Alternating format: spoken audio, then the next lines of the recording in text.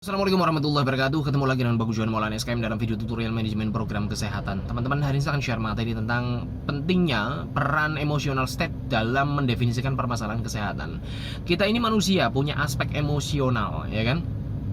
Ada permasalahan di rumah dibawa ke kantor, masalah kantor dibawa saat kita jalan-jalan, masalah masa lalu, masa yang sudah lampau dulu teringat kembali, emotional state kita berubah seketika seperti itu. Dan untuk bisa merubah emotional state ternyata tidak semudah kita membalik telapak tangan seketika seperti itu, kecuali bagi orang-orang yang memang sudah ahli atau master menguasai diri sendiri, menguasai emosionalnya, itu bisa aja mudah ya. Itu pun tidak menjamin kesuksesan seseorang. Misalkan sudah pelatihan NLP, dia mampu mengendalikan emosinya secara sepenuhnya dalam 24 jam sehari seperti itu. Nah, ini juga kadang menjadi permasalahan saat kita mau mendefinisikan permasalahan kesehatan. Kita sudah buru-buru emosi dulu dari apa yang kita lihat, yang kita dengar, informasi apa yang kita tangkap, lalu kita udah keburu-buru emosi. Akhirnya saat kita mau mendefinisikan permasalahan kesehatan, saat kita mau menyampaikan ke orang lain, ke publik, atau membuat berita dan sebagainya, kita sudah keburu-buru emosi. Apa akibatnya? Yaitu satu, kita tidak bisa melakukan penilaian asesmen tentang permasalahan kesehatan itu dengan komprehensif. Dengan komprehensif itu artinya yang seharusnya kita sudah menganalisis terlebih dahulu, menyimpulkan permasalahannya apa, kita nggak sampai situ. Kita baru menangkap secara faktualnya, faktanya, atau aspek yang bisa kita lihat, bisa kita tangkap menggunakan panca indera doang. Kita belum mengetahui esensi permasalahan itu apa, kita udah buru-buru emosi. Nah, lalu akhirnya kita memberitahukan atau menginformasikan itu kepada siapa? Bisa saja karena kita emosi, kita keluar-keluar ke semua orang. Kita random orang kita kasih tahu informasi tersebut. Padahal yang paling perlu membutuhkan informasi tersebut adalah misalkan atasan kita yang memiliki kewenangan stakeholder mengambil keputusan dan sebagainya terkait dengan manajemen program kesehatan kita. Tapi kita udah buru-buru ngabari ke semua orang. Kita udah buru-buru update status. Kita udah buru-buru nge-share sesuatu ke grup dan sebagainya ya. Bisa jadi kita publikasinya kita itu salah sasaran seperti itu, salah sasaran, salah timing, lalu kontennya juga ngawur dan sebagainya. Nah, ini kan sudah kadung nyebar seperti itu, menimbulkan asumsi-asumsi tambah liar. Asumsi itu kan seperti bola salju yang jatuh, itu akan tambah besar, tambah liar. Nah, kalau kita tidak stop, kita tidak meluruskan beritanya, ya akhirnya asumsi liar ini udah berdampak yang lain gitu loh, menimbulkan kecemasan, menimbulkan reaksi yang berlebihan, menimbulkan kepanikan di sosial seperti itu, yang akhirnya mereka sudah ngambil tindakan-tindakan tertentu yang sebenarnya tidak perlu dilakukan seperti itu.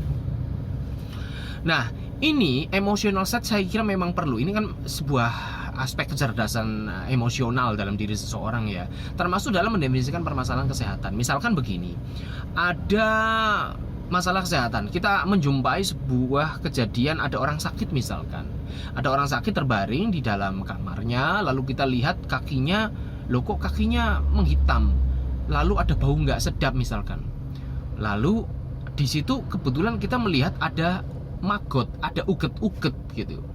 Nah, kita udah panik duluan karena kita tidak pernah, misalkan sebagai orang awam tidak pernah melihat fenomena seperti itu. Ada bau nggak enak, kakinya menghitam, ada orang berbaring di situ, lalu ada maggot atau uget-uget. Nah, saking paniknya kita melihat pemandangan yang seperti itu, yang tidak pernah kita lihat sebelumnya seumur hidup misalkan, kita udah panik. Nah, akhirnya kita ngabari orang yang mungkin belum tentu membutuhkan informasi tersebut. Kita ngabari orang timingnya tidak tepat, kita ngabari kontennya yang sebenarnya belum sepenuhnya kita ketahui itu apa sih, yang barusan kita lihat itu apa gitu kan. Akhirnya kontennya ini bisa aja tidak sesuai, tidak merepresentasikan keadaan yang sesungguhnya, tidak merepresentasikan permasalahan kesehatan yang sesungguhnya itu apa.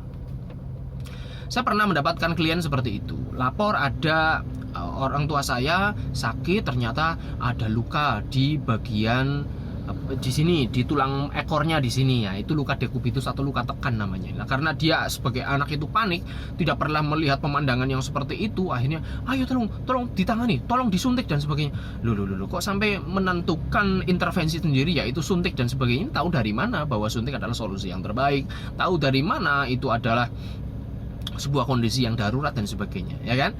Padahal kan kondisi semacam itu juga belum tentu itu gawat, belum tentu itu darurat, ya kan? Gawat itu kan mengancam nyawa, menimbulkan kesakitan dan sebagainya, belum tentu gawat. Itu juga belum tentu darurat. Darurat itu tindakan yang perlu sesegera mungkin ya dilakukan untuk tadi menangani permasalahan-permasalahan kesehatan. Nah, jadi kadang orang sudah panik duluan, menganggap itu sesuatu yang gawat darurat, entah itu medis, entah itu non medis, lalu mengambil asumsi sendiri, mengambil kesimpulan sendiri, dan dia merekomendasikan suatu intervensi tindakan kesehatan, tindakan medis yang sebenarnya belum tentu itu akan direkomendasikan juga oleh tenaga kesehatan seperti itu. Ini gara-gara emosi itu seperti itu. Nah, kalau misalkan kita sudah buru-buru emosi, padahal orang ini belum tentu fakta yang terjadi itu sebenarnya ada apa di balik fakta tersebut gitu kan? Ada esensi apa di balik fakta tersebut? Misalkan seandainya dia tidak buru-buru emosi, dia melakukan penilaian terlebih dahulu, dia tahu konsepnya, dimensi konseptual dari permasalahan kesehatan, dia bisa mengetahui ini sebelum ini terjadi apa sih riwayatnya, kenapa sih dia seperti itu, sudah berapa lama, tanda-tanda gejala awalnya apa, ya, tanda gejala yang lain apa, yang dirasakan apa, yang tidak kelihatan mata apa. Nah, kalau dia sempat menggali seperti itu, kan informasinya komplit. Kalau informasinya komplit, mungkin kita menyampaikan kepada sasarannya bisa tepat. Oh, yang memahami permasalahan ini, yang kira-kira bisa menyelesaikan masalah ini sesuai dengan konsep yang sudah saya tahu adalah si A. Jadi saya tidak perlu ngabari si B, si C dan sebagainya, karena ini bukan faknya, bukan bidangnya, ya kan? Kalau kita sudah mengkaji konsepnya, sudah tahu permasalahannya, kita nggak salah sasaran nih memberikan informasi ini. Sudah tepat orang, tepat waktu, dan tepat konten. Nah, kalau kontennya sudah tepat, misalkan, oh ini tadi misalkan ya, kejadian yang pertama, ada orang sakit berbaring, kakinya menghitam, lalu bau busuk, lalu ada maggot.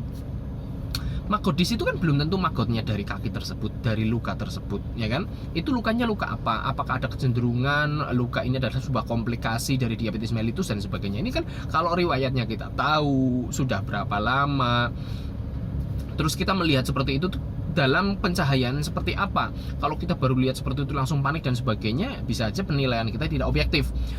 Beda lagi kalau misalkan kita tenang, oh ada apa ini ya, kok seperti ini ya, nyalakan lampu atau memberikan penerangan yang lebih jelas dari itu, sehingga tahu ini apa sih, kakinya kenapa, ini hitam kenapa, apakah hitam itu luka atau belum tentu itu bukan belum tentu itu luka, ya bisa aja itu bukan sebuah kondisi jaringan mati atau nekrotik dan sebagainya. Kalau ada maggot, itu maggot dari mana? Apakah maggot itu dari kaki tersebut, dari luka tersebut, atau mungkin maggot dari yang lain, ada bahan makanan yang membusuk di situ dan sebagainya, ya kan? Penilaian yang keliru ya akhirnya semuanya tahap-tahap setelah itu ya bisa keliru juga gitu. Kalau kita bisa dengan tenang, tidak emosional, memberikan informasi yang tepat sesuai dengan kondisinya, ini juga akan mempengaruhi tindakan yang akan diambil oleh orang yang kita kasih kabar gitu. Kalau misalkan nakesnya yang sudah kita kasih kabar, oh ini informasinya adalah ada tanda-tanda begini, ini ada luka kronisnya, ini ada maggotnya misalkan sudah kita jelaskan bahwa ini maggot atau uget-ugetnya ini berasal dari lukanya tersebut.